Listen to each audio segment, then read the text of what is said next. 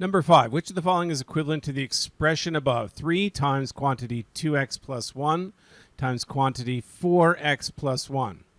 Well, all the answers are in a standard form, so I simply need to multiply this out and simplify. So the first term is going to be the 2x times the 4x, which is 8x times my 3. It's going to be 24x squared, I meant to say, not just x. So I know a and d are gone. Now I'm going to multiply 2x times 1 times 3, which is 6x, and 1 times 4x times 3, which is plus 12x, and of course the 1 times the 1 times 3, which is plus 3. Okay, that leaves combining the x terms in 18x, which means our correct answer is going to be C. Okay, so in this case I just started multiplying out, but if I actually did a vertical scan and said which term do I need to find uniquely to answer the question, I probably should have zeroed in on C in the first place, the 18x. If in fact the x term was 18x, that would uniquely define the answer. And in fact, it was the correct answer for number 5. Number 6, if a minus b over b equals 3/7, which of the following must also be true? Well, let's do a quick vertical scan of the answers. I've got a couple that are a over b equals some fraction, and then a couple that are a little more complicated expressions.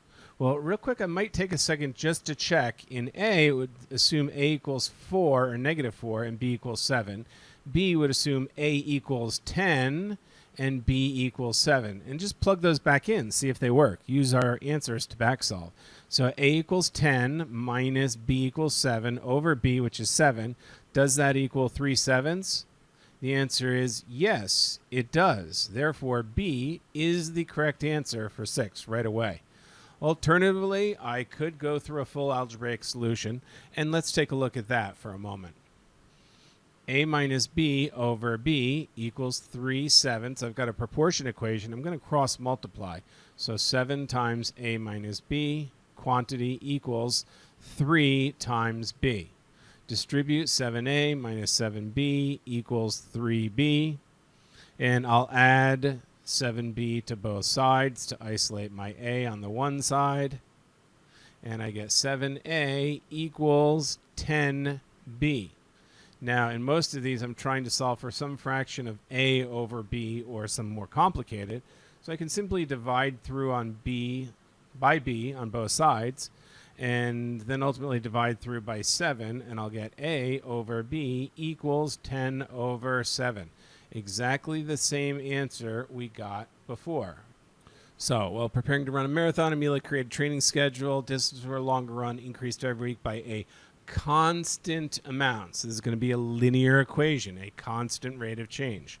If Amelia's training schedule requires her longest run in week 4 is a distance of 8 miles, so we can say x equals the week number, and y equals the miles of the longest run.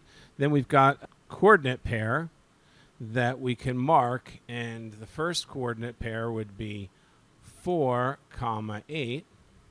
And her longest run in week 16 is a distance of 26 miles. So that means at 16, she's going 26 miles. Okay. I have 2 points. I can create a linear equation. That's one approach I could do this. Take to solve this algebraically. Which of the following best describes how the distance Amelia runs changes between week 4 and 16? Okay, so m, our slope, will equal the y2 minus y1, or delta y, over our delta x, x2 minus x1. And we can say that's 26 for y2 minus 8 for y1. And then x2 we could say is 16 minus 4 for x1.